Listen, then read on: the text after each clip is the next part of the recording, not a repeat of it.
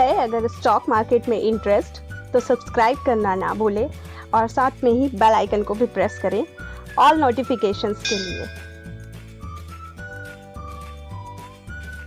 Welcome back to our channel. So आज के video में हम देखने वाले हैं म्यूचुअल फंड डिस्ट्रीब्यूटर के कुछ क्वेश्चंस है, उसे हम रिवील करेंगे। ये एक डेमो क्वेश्चंस है जिससे आप अगर एग्ज़ाम दे रहे हैं म्यूचुअल फंड VA, जिसे हम 5A भी बोलते हैं, और इससे आपको काफ़ी हेल्पफुल मिलेगा कि किस तरीके से क्वेश्चन आते हैं एग्ज़ाम में। हम क्लासेस भी प्रोवाइड कराते हैं जिसमें फ़र्स्ट अटैम्प्ट में एग्ज़ाम निकाल के देने की गारंटी भी देते हैं। सो क्लासेस ऑनलाइन मोड पे होती हैं एंड सारी डिटेल्स जो हैं वो आपको वेबसाइट के थ्रू भी मिल जाएंगी और हमारे डिस्क्रिप्शन बॉक्स में आपको नंबर प्रोवाइड किया गया है, तो आप हमें डायरेक्टली कॉन्टैक्ट भी कर सकते हैं। सो डिपार्टमेंट के थ्रू आपको सारी डिटेल्स बता दिया जाएगा। स्टडी मटेरियल भी हम खुद प्रोवाइड कराते हैं, हमारा खुद का, जिससे आपको फर्स्ट अटैम्प्ट में एग्ज़ाम निकाल के देने की गारंटी भी देते हैं। तो ये सारी चीज़ें आपको डिपार्टमेंट के थ्रू पता चल जाएगा। ड्यूरेशन, फीस स्ट्रक्चर, सारा चीज़ आप वेबसाइट लिंक के थ्रू भी आप चेक कर सकते हैं, जो कि डिस्क्रिप्शन बॉक्स पे है। तो सबसे पहला क्वेश्चन देखते हैं जो कि म्यूचुअल फंड डिस्ट्रीब्यूटर का है। म्यूचुअल फंड डिस्ट्रीब्यूटर काफ़ी हेल्पफुल होता है जो बैंकिंग सेक्टर पे जॉब करना चाहते हैं, लाइकवाइज HDFC सिक्योरिटीज़ में, ICICI सिक्योरिटीज़ में, SBI कैपिटल में, इन सब में अगर आपको जॉब करना है या किसी भी ब्रोकिंग फर्म में आपको जॉब करना है, लाइकवाइज कि मोतीलाल ओसवाल हो गया और रिलीगियर सिक्योरिटीज़ हो गया, इंडिया बुल हो गया, तो इसमें क्या है कि इस पे 2 सर्टिफिकेशन जो है वो मैंडेटरी करता है। वो होता है एक आपका इक्विटी डेरिवेटिव सर्टिफिकेशन जो कि सीरीज़ नंबर 8 है, एंड सेकंड वन है म्यूचुअल फंड डिस्ट्रीब्यूटर। तो ये दोनों सर्टिफिकेट आप अगर करते हो तो आपको इंटरव्यू में भी काफ़ी हेल्प मिलती है एंड साथ में आपको जल्दी जॉब मिलने में आसानी भी होती है। तो उसमें आपको म्यूचुअल फंड डिस्ट्रीब्यूट करना होता है। म्यूचुअल फंड डिस्ट्रीब्यूट कर पहला क्वेश्चन जो है वो है which of these is a physical asset. Physical asset का मतलब ये होता है इनमें से ऐसी कौन सी चीज़ है जिसको हम छू सकते हैं। ठीक है, तो गोल्ड फ्यूचर को तो हम छू नहीं सकते, हम स्क्रीन पे देख सकते हैं, जैसे कि हम डेरिवेटिव पे ट्रेड करते हैं या म्यूचुअल फंड पे पैसा लगाते हैं या फिर आप कहीं पे भी पैसा लगाते हो, ऑप्शन पे ट्रेडिंग करते हैं, कैश मार्केट पे ट्रेड करते हैं, तो हम इन सबको स्क्रीन पे देख सकते हैं।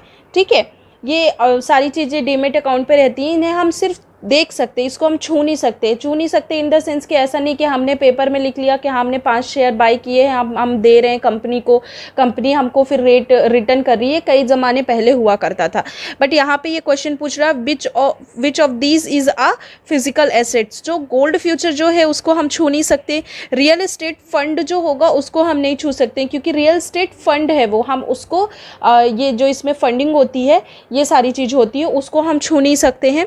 और मॉर्टगेज्ड बैक्ड सिक्योरिटीज़ हैं, सिक्योरिटीज़ क्या क्या प्रोवाइड कराती है वो, ये सारी चीज़ें रहती हैं। एंड थर्ड वन है रियल एस्टेट। रियल एस्टेट मतलब कि जो भी प्लॉट्स होते हैं, जो भी फ्लैट्स होते हैं, ये सब हम छू सकते हैं ना।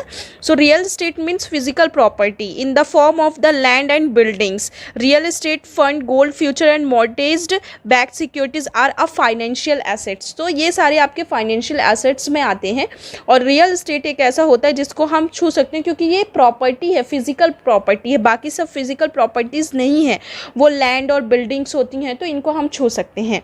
चलिए हम मूव करते हैं नेक्स्ट क्वेश्चन पे। सो नेक्स्ट क्वेश्चन हमारा है the expenses which can be charge by an AMC, जिसे हम एसेट मैनेजमेंट कंपनी बोलते हैं। आपको ये भी पूछा जा सकता है एग्जाम में कि व्हाट इज़ AMC, AMC का फुल फॉर्म क्या है, तो आपको याद रखना है कि AMC मतलब होता है asset management company. To a mutual fund scheme are limited by, तो ये म्यूचुअल फंड स्कीम जो भी रहता है इसको किसके द्वारा बनाया जाता है, तो ये जो रहता है वो आपका सेबी के थ्रू बनाया। फंड मैनेजर नहीं करता, स्पॉन्सर्स भी नहीं करते हैं, इन्वेस्टर्स तो इन्वेस्ट कर रहे हैं, तो वो रूल्स एंड रेगुलेशन नहीं बनाएंगे।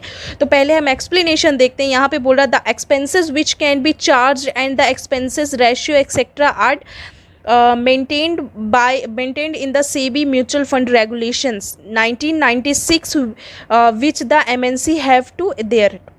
ठीक है, तो यहाँ पे क्या है कि सेबी ये सारी चीज़ों को बनाती है, जो भी रूल्स एंड रेगुलेशन होती है कि MNC जो है वो कितना चार्ज कर सकती है इस पे। तो ये सारी चीज़ें कौन सी म्यूचुअल फंड में कितना चार्ज करेगी, ये सारी चीज़ें रूल्स कौन बनाता है, म्यूचुअल फंड बनाता है। मीन्स यही होता है कि मैक्सिमम वो कितना से कितना ज़्यादा चार्ज ले सकती है, ये कौन बनाता है, ये MNC बनाती है। चलिए नेक्स्ट क्वेश्चन पे आते हैं। नेक्स्ट क्वेश्चन है आपका what is the portfolio of A fund of funds made up of. तो यहाँ पे बोल रहा है कि what is the portfolio of fund of funds made up of क्या होता है। फंड ऑफ फंड मतलब यही होता है कि जब एक म्यूचुअल फंड दूसरे म्यूचुअल फंड को खरीद लेता है तो उसे फंड ऑफ फंड बोलते हैं, या फिर ये भी कहा जा सकता है फंड ऑफ फंड्स को, जब एक म्यूचुअल फंड दूसरे म्यूचुअल फंड पे पैसा लगाता है तो उसको भी फंड ऑफ फंड्स ही बोलते हैं। इट मीन्स कि जैसे एक एग्ज़ाम्पल मैं आपको बताती हूँ, जैसे कि मेरा एक म्यूचुअल फ़ंड है और मैं किसी दूसरे का म्यूचुअल फ़ंड पे पैसा इन्वेस्ट कर देती हूँ या उनका म्यूचुअल फ़ंड ख़रीद लेती हूँ, तो उसको हम फंड ऑफ फंड बोलते हैं। जैसे कि किसी के दूसरे का म्यूचुअल फ़ंड ख़रीदना, अगर मेरे पास ऑलरेडी म्यूचुअल फ़ंड है या उसमें मैं इन्वेस्ट करती हूँ, so that is fund of funds. तो यहाँ पे बोल रहा हूँ what is the portfolio of A fund of funds made up of. तो ये किसके अंदर आता है? ये मनी मार्केट सिक्योरिटीज़ के अंदर आता है, या इक्विटी स्टॉक के अंदर आता है, या डेप्थ सिक्योरिटीज़ के अंदर आता है? नहीं, मैंने ऑलरेडी एक्सप्लेन कर दिया कि ये म्यूचुअल फ़ंड के अंदर आता है, जो कि म्यूचुअल फ़ंड स्कीम्स होती हैं। और अभी हम इसका एक्सप्लेनेशन पढ़ते हैं। Fund of fund is a mutual fund which utilizes its pool of resources to invest the various other kinds of mutual fund available in the market.